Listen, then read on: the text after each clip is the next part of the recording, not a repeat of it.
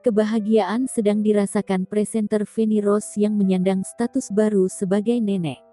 Sang putri, Gianirma Gafrila, melahirkan anak pertama berjenis laki-laki yang diberi nama Janugia. Kabar bahagia tersebut disampaikan Feni Rose melalui unggahan Instagramnya, Selasa tanggal 20 Juli tahun 2021. Wanita 47 tahun tersebut menunjukkan potret paras tampan cucunya.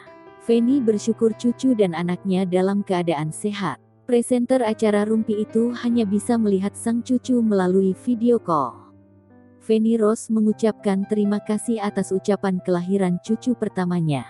Ramai rekan artis memberikan ucapan selamat untuk Feni Rose yang menjadi nenek.